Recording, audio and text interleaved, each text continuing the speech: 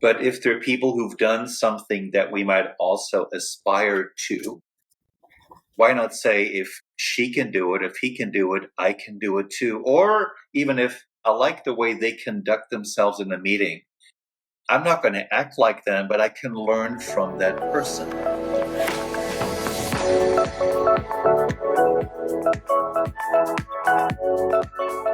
Hello. I welcome you to another episode of Reaching Your Goals. Reaching Your Goals is hopefully your favorite career podcast where you get the insights to go from motion into action and make things happen. I'm your host, Johanna Herbst. I'm a certified executive and career coach with an MBA from NYU Stern School of Business. My mission is to inspire you to reach your goals, lead with kindness, and have some fun along the way. If you happen to look at your screen now, you might see that this is the first time that I'm putting out a video podcast. It feels a little bit scary, but that should not stop me from jumping into the cold water. So I'm already very, very curious to hear from you if you like this or if audio is just enough. Before I ask you for your feedback, let's first enjoy the episode. This week, we will talk about personal disruption and how this one factor or experience can result in unleashing the greatest personal transformation in your life. My guest for this very, very exciting topic is Achim Nowak, and I have his permission to say Achim instead of Achim, but I think we will get to that. So Achim is an executive coach, TEDx speaker, host of the My Fourth Act podcast, and the author of 4 books on personal excellence. His writing has been published in numerous anthologies and received a PEN Syndicated Fiction Award. His work has been featured in the New York Times, the Wall Street Journal, Forbes, Fast Company, Entrepreneur, USA Today, and on NPR and NBC. Achim is based in Florida in the US. I'm very excited to see you again. How are you doing this morning? Or should I say Guten Morgen? We're not going to annoy our listeners by speaking in German. But I'm in a really good mood, and for me, it is really a treat to speak with a fellow European who spent a lot of time in New York. So I'm excited about the similarities that we share in our stories. Me too. And I hope we will show at some point, but there is a lot we have in common. And to get things started, I always like to start with rapid fire questions, short answers. Are you ready? I'm ready. Okay. As we just heard, you are also originally from Germany. What is still typical German about you? I like very traditional fishy German food, like herring, like Rollmops, like all these things where my American friends go, ooh, I don't want to eat that. And I could eat that every day that I'm in Germany. Wow. And you live now in sunny Florida. Do you ever miss a cold, snowy winter? I never ever do. I lived in New York for over 25 years, and I'm a Florida cliche. Like, I left New England and New York because I didn't want to shovel snow in the West Village in front of my building anymore. I love it. What do you need to be at your best? It's very basic. I believe in a good night's sleep. I like to meditate in the morning briefly. I like to be fully also in my body. So my favorite exercise is lap swimming. So that's just about being fully in me and not being distracted. We have a new similarity. I love lap swimming as well. So my eyes look still a tiny little bit funny because I've been swimming before. Okay, I love that. And say, if you could have dinner with any famous person, dead or alive, whom would you invite? Many names come to mind, but let me go with this one. I had a career for 12 years as a professional theater director. And one of the great playwrights who I love is an American playwright named Arthur Miller. He wrote a play called The Death of a Salesman, which I think is one of the greatest plays ever. I've seen it many times with different casts. So if I could have dinner with Arthur Miller, who, by the way, at one point was also married to Marilyn Monroe. So there's a lot of juicy stuff there. But a dinner with Arthur Miller would be really, really cool. Love it. And who's one of your role models? I'm thinking I admire Richard Branson. I admire, and I don't know Richard at all, but it's just I admire what he has created. To me, he's the ultimate entrepreneur. But what I get from him, he also values life and lifestyle. And there's a certain irreverence about him. So he's a slightly out of the box entrepreneur. So all of that, he speaks to me. Yeah. Yes, I can see that. And do you still remember what you wanted to become when you were a little kid? I grew up in German diplomatic foreign circles. And my vision at the time was sort of what mom and dad wanted from me, which is become a German diplomat.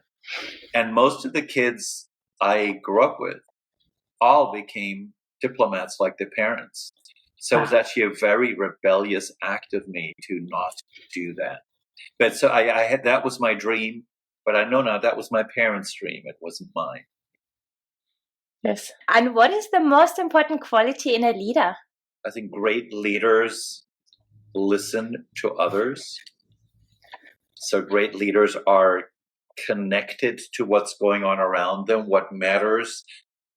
They're not locked into just their ideas. So I love a leader who is visionary and has a vision, but the ability to listen, and I'm going to say really listen, not fake listen, is really important.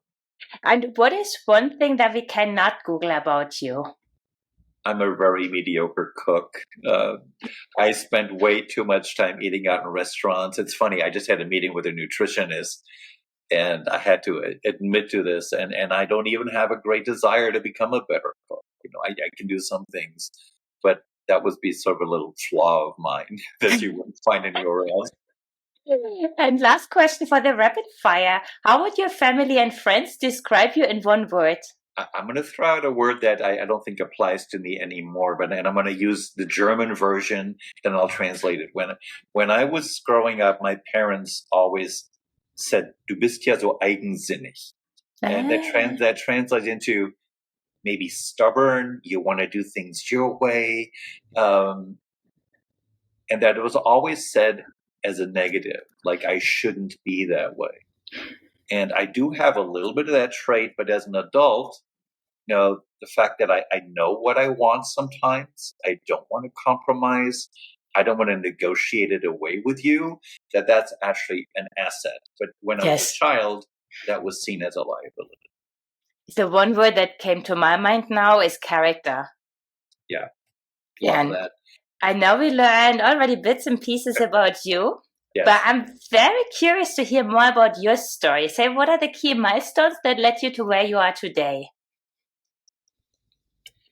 I have a checkered past, so I've done many different things, and I've learned to also see that as an asset. And let me maybe start with a story. I remember the year 1999. I had just gotten a job to be a big corporate trainer for an international training company. This was the first week on the job, and I was sitting at a bar at a hotel in Midtown Manhattan with a woman who was a participant in a seminar that somebody else was teaching. I was observing it to learn this program. And I was going, is this really the right thing that I should be doing in my life? Like, is this a complete mistake that I took this job? And this woman, who was the head of learning and development for a big Wall Street firm, said to me, I have this philosophy in life. I believe that every 7 years, I need to do something completely different. She said, 7 years ago, I left Paris, and I feel my next 7-year itch coming up. And then we just kept talking, but she didn't realize how impactful that moment was, because she really gave me permission to say, just enjoy this job for what it is now. It's not forever. At some point, you can do something totally different, right? And you may know, since we both have Germanic roots, Germany has changed a lot as a culture, and it's much more fluid than it was. But when I was growing up, you study one thing, and that's what you do for the rest of your life. And this woman was saying, no, it doesn't have to be that way. So coming back to me, I had a 12-year career as a successful professional theater director. And then I'm very transparent. I was diagnosed with HIV in the late '80s, and I want to just first of all say I've been healthy the entire time. I've been very blessed. But I realized at that point that my life in show business was maybe a little too toxic and workaholic for me. So the biggest truly liberating change that let me know that I could do this forever, I left New York, where I was happily having a career in show business. I moved to a tiny island in the Caribbean, Tobago, 30,000 people. I lived there for a year, and I became a windsurfer. And I became a really good windsurfer. That was such a radical departure. And but the key part was after a year in Tobago, I felt like I'm done with Tobago. Yep. I can't wait to get the hell out of here. But what I realized, whatever spirit, God, higher power wanted me to learn in Tobago, those lessons I learned, and I could only learn them there. I have many milestones, but let me just share one more. I have a slightly competitive side too. So I remember this was in 2003, sitting with an acquaintance in a cafe in New York, right off of Christopher Street in the Village. And this fellow who taught at a college in New York, and he had just gotten a book deal to write a book about improvisational acting. And I'm going to be very honest right now. My judgmental self kicked in and said, in my mind, I said all the right things. I said to him, "Oh, I'm so happy for you. This is great." My mind went, the world doesn't need another book on improvisational acting. This is not pretty. But the second part that kicked in, I immediately went, if he can get a book deal, I can get a book deal. And 6 weeks later, I had a book deal for my first book with his publisher, with a little advance. And that book changed my life because I realized if I have a book, I have to create a business around it. I can work for other people. So these are just two of my milestones that radically shifted the professional choices I made. Wow, that is so impressive. And I do have a few questions. You mentioned showbiz and you mentioned two words like toxic and workaholic. Let me add two things. In my experience, because it's showbiz or theater is a very insecure profession. You never know when you're going to get your next job. And I was the artistic director of a theater company for a while. So that was my day job, and that was a cool job. So I had salary. But I always felt like I had to chase something else. I felt like what I had wasn't enough. And I felt like I couldn't say no to things. So if somebody called me, would you do this or would you do that? I would do it on top of what I was already doing. So there was always this, that American phrase, FOMO, fear of missing out. There was always this, I can't say no to this. I have to say yes. Now, in hindsight, I realized this was all based on fear thinking and a scarcity mindset. But for me, I didn't know how to do it differently. I was blessed that I was working a lot, which you want in business. Interesting. And I guess this never enough then also links back to the TEDx talk you did, right? Yeah, I've done a TEDx talk called Enough Already. And because I love that we're talking about this, because part of how we're successful in life, where we are, is excavating the old stories that we all carry and making them conscious. And my story is, I think, feels like a very German story, but I think it's universal. So my parents, I was a good student, but the message I got, being good wasn't enough. I had to be the best. So when I came home and they said, what kind of grade did you get? They would always ask, what grade did the others get? So this feeling was, if I didn't have the best grade, that wasn't enough. So there was a lot of messaging around that. Yes. And it was very liberating. I went back to school in my 40s, and actually to NYU, where you also studied. We both studied at New York University. Yes. Because I wanted to get a degree in organizational psychology. And at the time, I realized that B average is just fine. Nobody's going to love me more if I have an A average. Yes. But it took me 20-some years to learn that lesson. But you know what? Better 20 plus years to learn it than never ever learning it. Thank you, Johanna. I agree. And the other thing I picked up, I love your honesty when your friend was talking about his book deal, that you had this question, why not me? I mean, this is how I scribbled it down. And I find that one so powerful because, why not? And let me build on that. And I want to relate this to our listeners is because we're both executive coaches. I don't believe our job ever is to copy and literally emulate other people. But if there are people who've done something that we might also aspire to, why not say, if she can do it, if he can do it, I can do it too. Or even if I like the way they conduct themselves in a meeting, I'm not going to act like them, but I can learn from that person. Yes. Like one thing, and I wanted just to add to this, when I started my own business, we're in a business where people make a lot of money, like the top people. So one decision I made early on, and I tend to manifest stuff, was I want to play at the top 5% of my industry in terms of the quality of client I have and the kind of money I get paid. And that's, I feels like a very American way of thinking. But I said, why not? Again, if they can do it, I can do it too. And the one word I want to throw in here is role modeling. Yeah. I had this discussion the other day, and we were like, it was not related to this, but it was when you look at little girls in Germany now with Angela Merkel having been the chancellor for so long, they can be chancellor. Why not? Because you need to see it to believe it. Yeah, absolutely. So today we want to talk more about disruption, and I hear a number of disruptions in your own story. Yes, you heard correctly, Johanna. I know you even captured more disruptive stories in your recent book. It's called The Difference, Essays on Loss, Courage, and Personal Transformation. And I'm sure we will get to that more. Sure. To get started, what kind of disruptions are you talking about?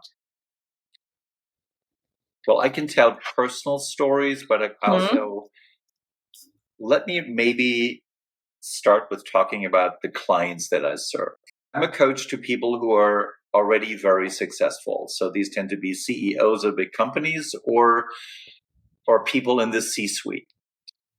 And what I've noticed is many of them, and me as well, we have goals and we have ambitions and we pursue them. And once we get to a certain point, and for my clients, it's usually when they get to around late 40s or early 50s, they have that title they wanted. They're making more money than they thought they would ever make. And then the question is, do I want to keep climbing? What else do I want to do? And then the deeper question, obviously, what will make me happiest? What is a way in which I can be of service that maybe I cannot do in my current role? So, but it requires disrupting your own thinking of what the next step would be for you. And it requires the courage to be very honest about that. Another thing that I'm sure you hear in your own work is people say, I love my job, but I hate the politics where I work. The underlying assumption is that you have to put up with it, that you have to play the game to succeed. And we can disrupt that thinking. You don't have to play any game to succeed. We don't. That's just another story, right?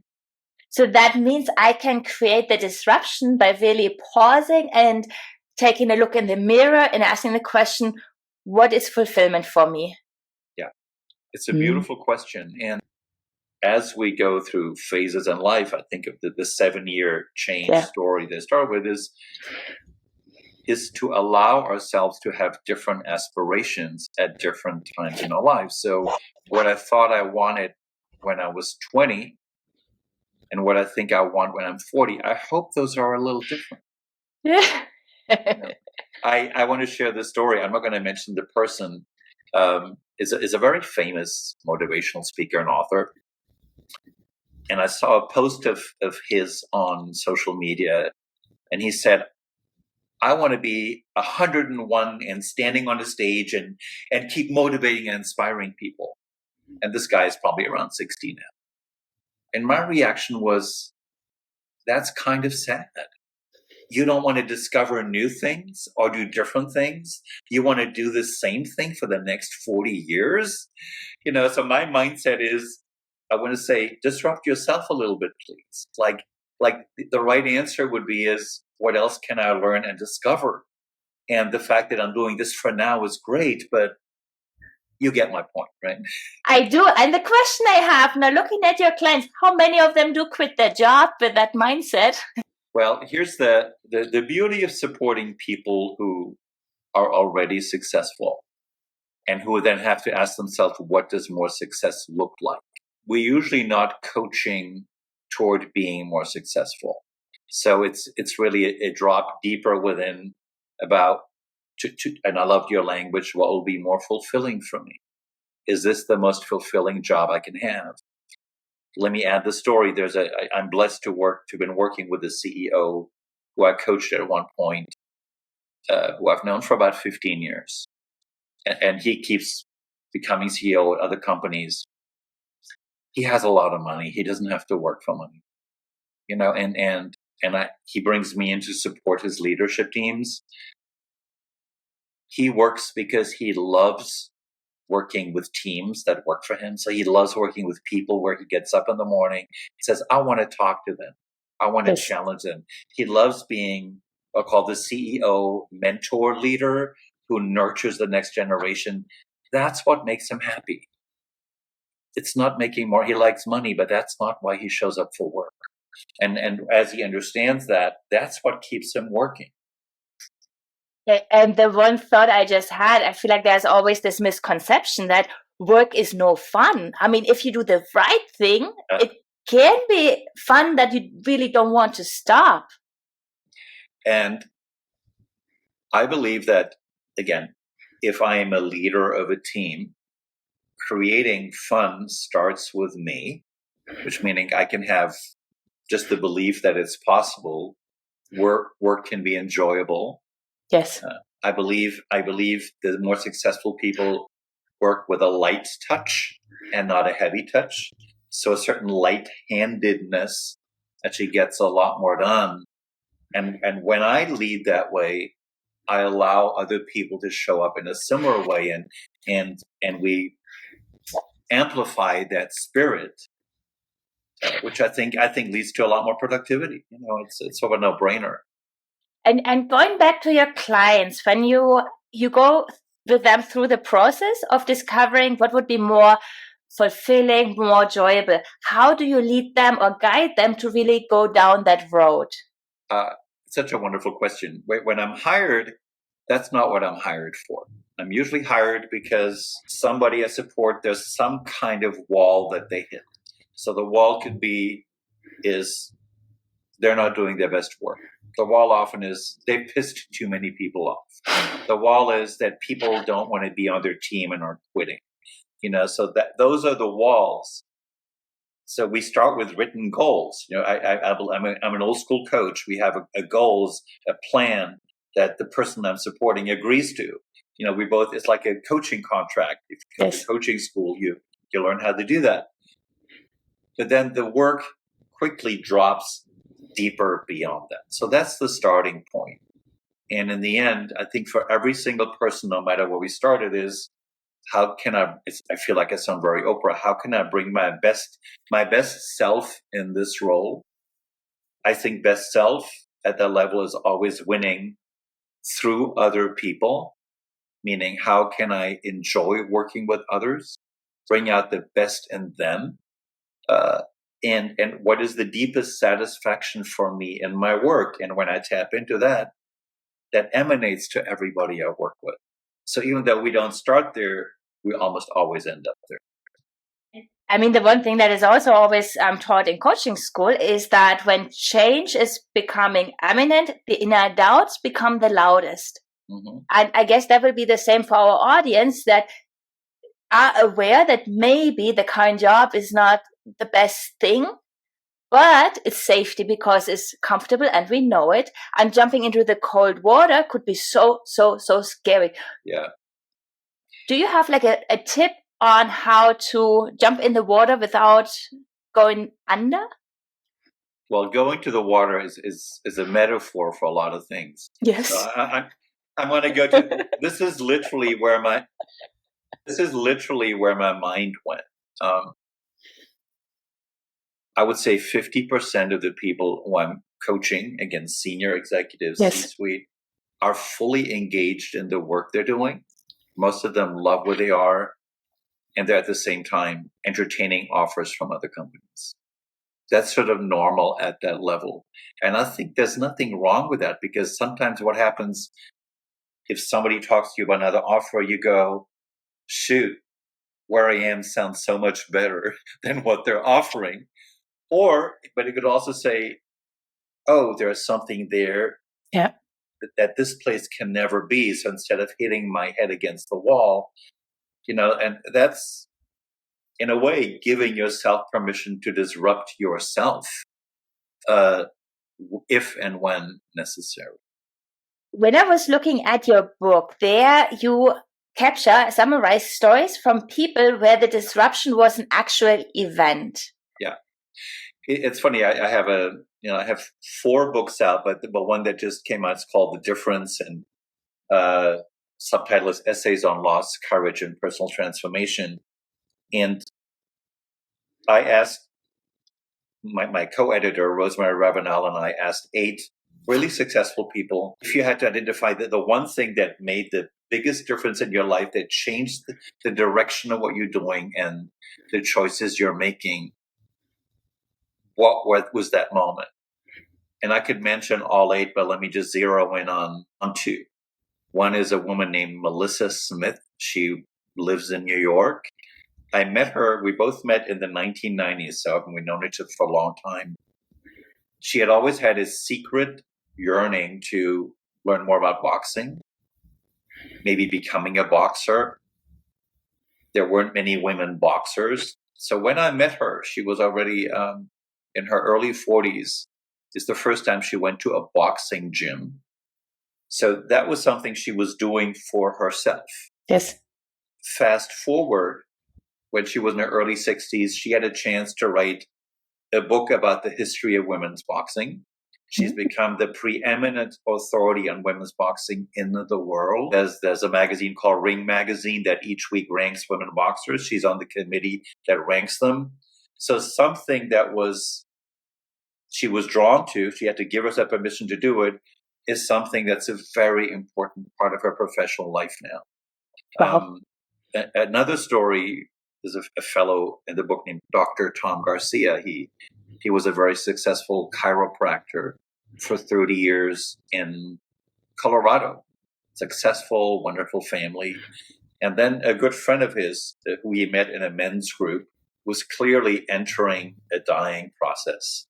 And Tom decided, and in coordination with his wife, to bring him into their house and so be caretakers, because he felt like Tom's family wasn't doing it. So as Tom and his wife and family took care of this fellow over the last year and a half of his life, Tom discovered that he liked to go into the woods. He liked to listen to nature. He liked to gather wisdom from being in nature. And he discovered sort of a shamanic side within him, somebody who was drawn to fire ceremonies. So fast forward, Tom's professional identity in the world right now is as a shamanic healer, fire ceremonialist. People come from all over to Colorado to work with him. So that's a pretty major disruption, right? Caused by, I think, him willing to listen to his own voices as he and his family were taking care of a friend who was dying. And the moral of the story is, it can feel easier to not listen. The change is very radical. My change was, as I mentioned, it was very radical to go from having a job as an artistic director of a theater company in New York and say, I'm going to windsurf for a year in Tobago. Yes, it's and huge. I'll tell you this story because this is German to German. The phone call I dreaded the most was calling my mother.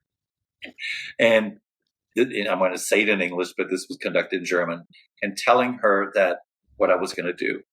So this is roughly how the call went. I said, "Mom, I'm going to give up my job with the creative arts team." That was the company where I was artistic head. She said, "Oh, what are you going to do?" "I'm going to move to Tobago." She said, "What are you going to do there?" And I said, "Nothing." And there was this pause. And my mother, God bless her, said, "Well, you know what's best for you." And that changed the relationship to my mother for the rest of my life. Yes. I didn't know that she was able to say that to me. But obviously that voice, we need to be that voice for ourselves, right? We need to be able to say to ourselves, you know what's best for you. So the fact that my mom was able to do that changed everything. It's beautiful. Yeah. And what I'm hearing is this listening to your inner voice. Because I was just thinking, when those things happen in life, I think it's difficult to pinpoint and say, oh, that is a major disruption. Because you also said that the people that shared the stories in your book, that they had to think about what was the moment, the one defining one. So it was not apparent all the time where to pinpoint that. So to me, that sounds like we need to have this mindset shift to listen to ourselves and follow the inner voice. Yeah, absolutely. So I believe in slowing down over speeding up. I believe in time for reflection over constantly doing. Like one lesson I've learned from some of the really successful CEOs I coach, they say the hardest thing for me is to have thinking time for myself, because I can already, as is, I can't make everybody happy. I never have enough time to be available to everybody. So most of them have found a way of systematizing the time they need to think and reflect, like the non-negotiable time, which is where we listen to the voices you mentioned. We may discover some things that are uncomfortable. Yes. But I'm convinced that those times lead us to a happier version of ourselves. I can resonate with that so much that sometimes I'm avoiding it. I listen to a podcast instead, or I entertain myself that I'm not thinking about the serious things. We all do that. I mean, I do that. And I'm going to go back to something I learned from my first career in theater. If you're an actor, a performer, you have to learn how to be in the right state of mind when the camera goes on or when you enter stage. So you have to have some tools to get to that way of being. In the adult professional world that we live in, there's a whole field of research called neuro-linguistic programming, NLP. I'm not a hardcore NLP person, but what NLP talks about what's called anchoring techniques. And you can all Google it if you're not familiar with anchoring techniques, which are very quick, almost like hacks, ways of putting yourself into your most relaxed, most present state of mind. And anchoring techniques are great before you go into a meeting. I would say don't ever just run into a meeting. Center yourself. Like what I do is if I'm having a bad morning and I have to do a phone call, I do a little anchoring technique, 30 seconds. But all of these are habits that help us showing up as our best version, and they can be learned. Of course, I like to distract myself like everybody else. I mean, I always like to get like those little nuggets that we can reapply the very same day. When I hear the center yourself for 30 seconds, how do we do that exactly? Yeah. I'm going to give you one example of how I do it. Anchoring techniques play with you learning what stimulates well-being inside of you. A very commonly known technique is often called like self-talk or self-affirmation. And this is what I do. Let's say if I'm going to use a New York example. Let's say if I'm showing up at a meeting at 6th Avenue and I have to take the elevator up to the 25th floor of some building.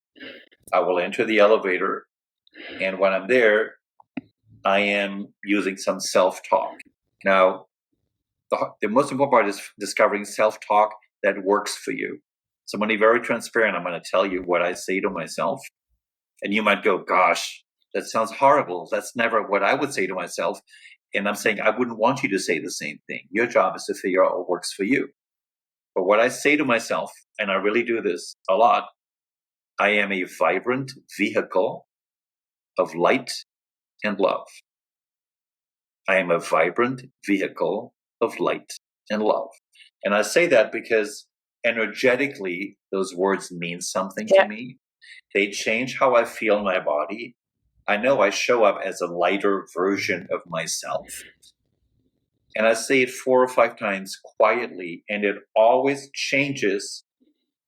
The way I walk out of the elevator is different from how I felt when I walked into the elevator.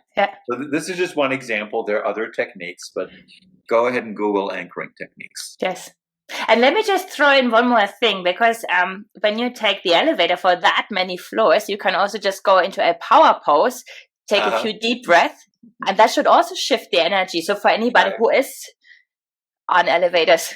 I love power poses. I'm a kinesthetic body person, so especially if you experience things kinesthetically, which is what power poses are, you change how you feel in your body. So absolutely. Oh, I have one more question. So disruption can help us to change the trajectory. I know that's a fancy word, trajectory. Trajectory of our life. And does it always lead to more success? I believe that disruption gets us to the next lesson we're supposed to learn. I tend to manifest things. So when I have a goal, it tends to sort of work out in my life. So the question is, what dream am I chasing? And at some point, am I chasing an old dream rather than something that wants to emerge that's true? So I believe in continuous evolution and fluidity. So when we disrupt ourselves, like I told you about Tobago, yes, I didn't know, other than I got some strong inkling that I wanted to windsurf. I wanted to learn that. I wanted to prove to myself that I could do it. But on a deeper level, by living on this remote island, I learned other lessons about myself. I didn't know going there what I was supposed to learn. The beauty of that year was when I knew I had to get the hell out of Tobago and go back to New York, I enjoyed my life in New York in such a different way because of what I learned there. So that was the power of that disruption, that sometimes we don't know what we're learning in the next act, and it will be revealed. I love it. And that better living and this learning is success by itself. That's a beautiful definition of success. I love the way you put that. Time is flying, actually. To wrap this up, is there still anything else you want to add on disruption? And then I still have 3 questions for you. I would urge everybody to play with disruption in like very simple, mundane ways. For example, if you always drive the same way to go to a certain place, just try a different route. It may take longer, but you'll see something different out of the car or the bus or wherever you are. It's a simple, everyday disruption. Join a club or a society or a group of people that normally you wouldn't hang out with. Give an example from my own life. I remember my friend Ann was giving a talk to a group of accountants. I don't normally hang out with accountants, but it was wonderful being in this meeting with a whole group of accountants. Yes. That was energizing for me. But on my own, I wouldn't have gotten there. So these are all very little ways in which we can, in a daily basis, choose disruptions that, again, bring us to lessons and insights that will help us. Beautiful. What is coming up next for you? I love that question because I have a podcast. I ask my guests that as well. There's more writing that wants to come up. I've written a bunch of books. There's a novel that wants to be written, and there's a memoir that want to be written. and I think it's the first time that she's saying out loud what this is. So for me, is allowing space for that. Part of my own disruption, and I'm exploring this with my partner, is possibly living in another country again for a while. But again, without saying Yes. it has to be for this long or that long. But why not? That's all I know for now. But I believe in doing less over more, being clear on what gives me enjoyment, having time for it. I love it. So inspiring. And the two of us, we've been introduced through Dana P. Road when he was here. And I asked him, who else should I have on? And then he said, oh, you need to talk to Achim. So Achim, who else should I have on? A woman who immediately comes to mind, she's a longtime friend of mine. Her name is Pamela Mitchell. She has a high public profile. She's often called the Queen of Reinvention. Wow. And she wrote a classic book 15 years around sort of the handbook of about how to reinvent yourself. Before that was fashionable and trendy. And she has a business called the Reinvention Institute. I have a feeling you would really enjoy speaking with Pamela Mitchell. It sounds like it. And to close it, for everybody who is inspired now, they should listen to your podcast, My Fourth Act. I assume they will find it on Apple Podcasts, Spotify, or wherever. They can buy your book, The Difference, Essays on Loss, Courage, and Personal Transformation. How else can they stay in touch with you? You'll find me in all the usual places. I'm on LinkedIn, but I have a personal website, achimnowak.com. I'm very good at engaging and communicating with folks. So if you have a question, if you want to chat with me, I respond. I'm very approachable. But LinkedIn works. achimnowak.com works. There's a website for the book. It's called thedifference/book.com. So if you Google me, you'll find lots of stuff. Perfect. Thank you so much for joining me today. I'm inspired and I love the disruptions now. Thank you. Dankeschön. I hope you enjoyed the episode as much as I did.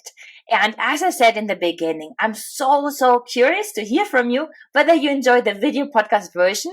And I will put that question on Spotify. So if you could provide some feedback there, that would be amazing. And yes, you are still listening. If you have not yet subscribed to the show, please hit the subscribe button wherever you listen to your podcast. This way, you will get the next episode in your inbox when it drops on Tuesday. With that, we are done for today.